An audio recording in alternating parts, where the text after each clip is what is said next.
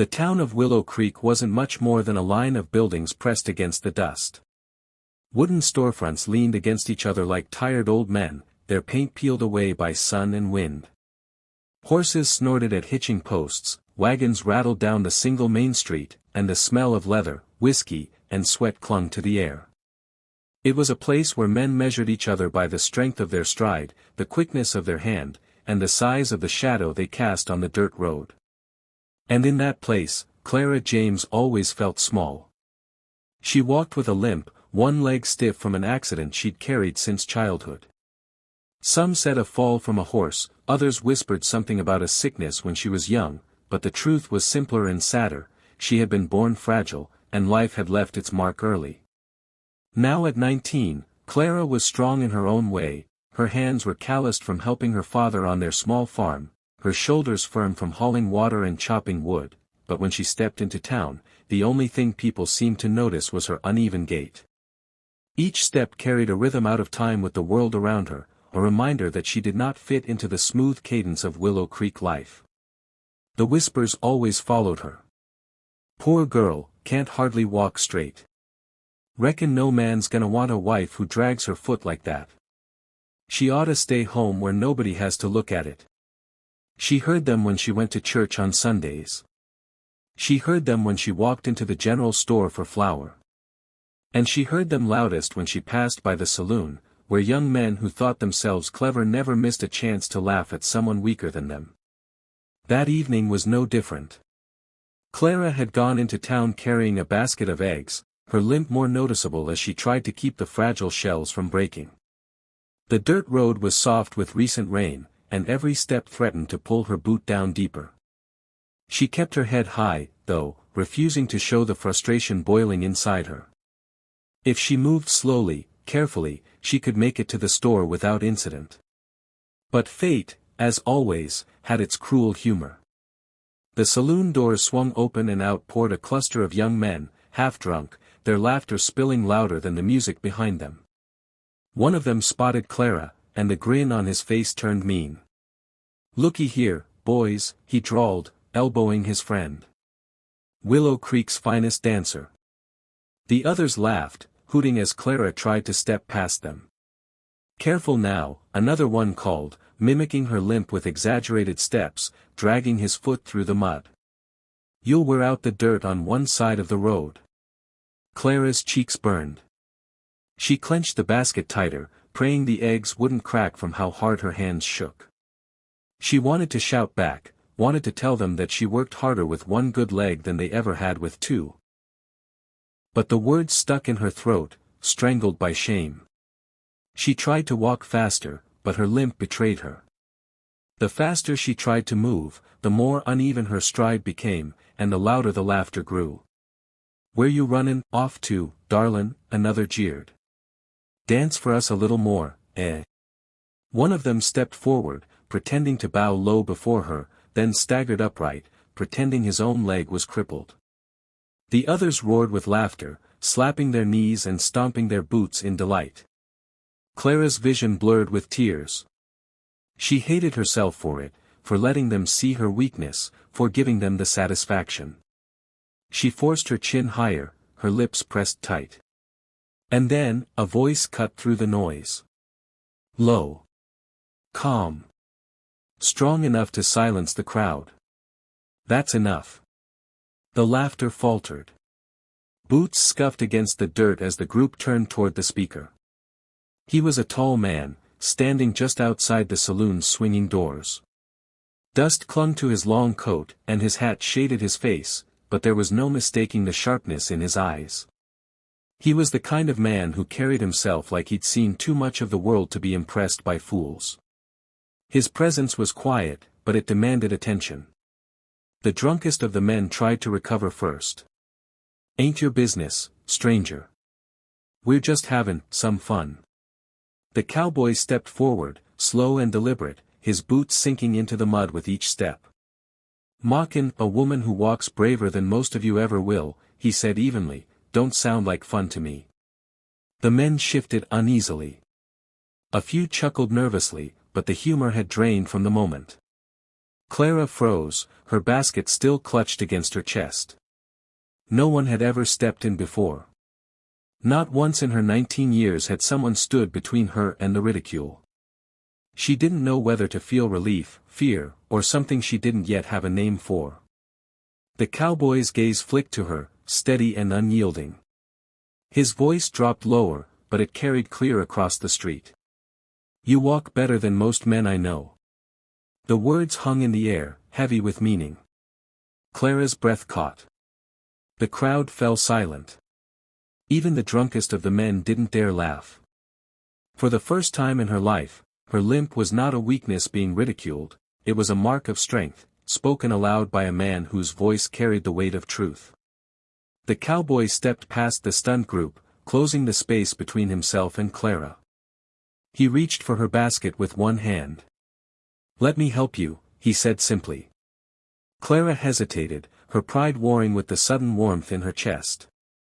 But the kindness in his tone disarmed her, and she slowly let him take the basket. The men muttered among themselves, but none challenged him. The cowboy walked beside Clara as if nothing had happened, his long strides adjusting to match her uneven pace. For the first time, Clara didn't feel like she was lagging behind. She glanced up at him, trying to find her voice. Why did you say that?" He looked down at her, his expression unreadable beneath the shadow of his hat. "Because it's the truth." Clara didn't know his name. She didn't know where he had come from or why he had chosen that moment to intervene. All she knew was that his words had struck deeper than the laughter ever had. For the first time, she felt as though her limp wasn't something to hide. For the first time, she felt seen. The next morning, Willow Creek carried on as though nothing had happened. The blacksmith's hammer rang against steel, the saloon's piano played its tired tunes, and gossip floated through the streets like dust on the wind. But for Clara, everything felt different. She had barely slept. Every time she closed her eyes, she heard his words again. "You walk better than most men I know." They echoed in her chest, warm and steady, as though they had been spoken not just for that night, but for every moment of her life she had hidden her limp in shame. She rose before dawn, eager to keep her hands busy. On the farm, she gathered eggs, chopped wood, and swept the porch, but her thoughts always circled back to the cowboy. Who was he? Why had he stood up for her, when no one else ever had? And more importantly, would she ever see him again? The answer came sooner than she expected. As she hauled a bucket of water from the well, a shadow fell across the ground beside her. She looked up and nearly dropped the rope. He was there. The same tall frame, the same dust-worn hat, the same steady eyes. He stood by the fence post like he'd belonged there all along. "Mornin'," he said, tipping his hat. Clara's heart raced. She wiped her brow with the back of her sleeve, suddenly aware of how plain she must look in her work dress. "Morning," she managed. "You live out here?" he asked, his voice calm, unhurried. "Yes," she said, a little breathless. "My father and I run this farm." The cowboy glanced around, taking in the fields and the weathered barn. "Good land," he said. "Hard land. Takes grit to keep it." Clara set the bucket down, trying to steady herself. "I didn't catch your name last night." He gave a small smile. "Ethan McGraw." "Clara James," she said, though she figured he already knew. Everyone in Willow Creek knew Clara James, the girl with the limp. Ethan leaned against the fence, folding his arms.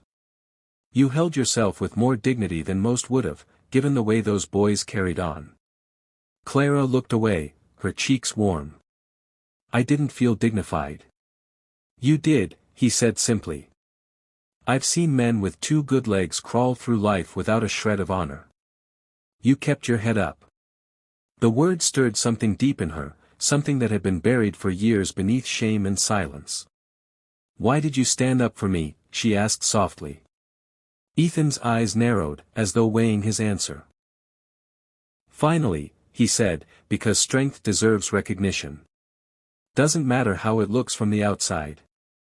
Clara studied him, unsure how to respond. She had spent her whole life trying to disappear, trying not to draw attention to herself. And yet here was a man who looked at her limp not as weakness, but as proof of courage. They talked a while longer, about the farm, about the town, about the dust storms that sometimes rolled in off the plains.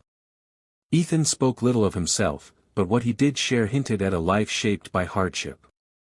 He had ridden with soldiers once, seen battlefields littered with the broken and the lost. He knew what it meant to suffer, and he knew what it meant to keep walking anyway. Before he left, he paused at the edge of the field. "Clara," he said, his voice carrying across the quiet morning. "Don't ever let M tell you you're less because you walk different. You've already walked farther than most men ever will." And then he was gone, his horse kicking up dust as he rode down the road. Days passed, and Ethan kept appearing in Clara's world, sometimes at the general store, sometimes riding past the farm, sometimes sitting quietly on the edge of town. He never intruded, never demanded, but somehow he was always there when she needed someone to believe in her. One evening, as the sun dipped low and painted the horizon in fire, Clara found herself beside him outside the saloon.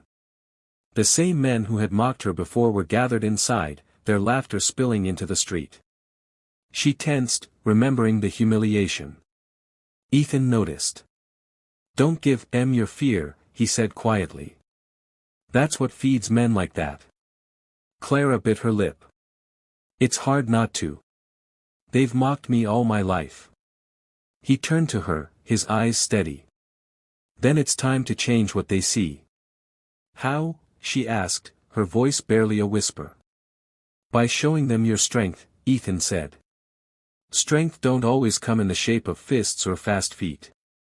Sometimes it comes in refusing to bend, even when the whole world tries to push you down." The words sank deep, like seeds planted in soil long thought barren. Clara realized then that Ethan wasn't just defending her, he was teaching her. And she was ready to learn.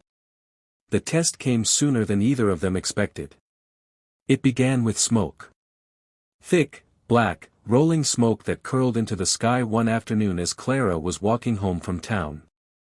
Her heart leapt to her throat when she saw where it rose from, the Miller barn, on the far edge of Willow Creek.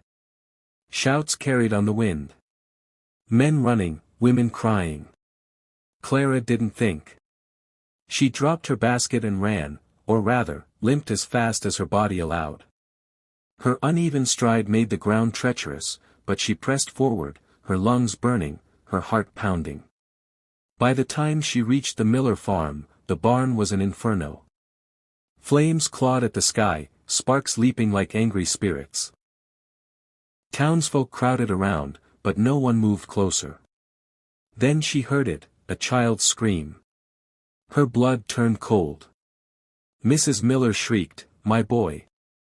My boy's still inside." The crowd gasped, but no one stepped forward. The heat was too fierce, the fire too wild.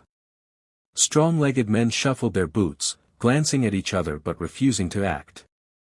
Clara didn't hesitate. Her limp made her slower, yes, but it did not make her weak. She pulled her apron over her face, lowered her head, and pushed into the smoke. "Clara," someone shouted behind her. "You'll be killed." But she didn't listen. Inside, the fire roared like a beast. Her eyes watered, her lungs screamed, but she pressed on, calling out for the boy. A faint cry answered from the loft. Clara's heart pounded. She climbed the ladder, every rung searing hot beneath her palms. Her legs shook with the strain, but she forced it upward, step by uneven step, until she reached the child curled in the hay. "It's okay," she whispered, scooping him into her arms. He clung to her neck, sobbing. The way down was harder. The flames licked closer, the smoke choked thicker, and her bad leg trembled under the weight. But Clara gritted her teeth and kept moving. One step. One more step. Don't stop now. When she stumbled out of the barn, child in her arms, the crowd erupted. Ethan was there, his eyes blazing not with fear but with pride. As the boy was pulled safely into his mother's arms, Ethan stepped toward Clara. "You see," he said, his voice carrying over the stunned silence of the crowd. "You walk better than most men I know. And now they all know it too." Clara stood tall, her chest heaving, her face streaked with soot.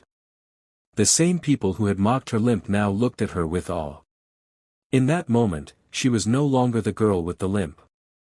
She was the girl with the courage to walk into fire when no one else would. And she would never walk the same way again.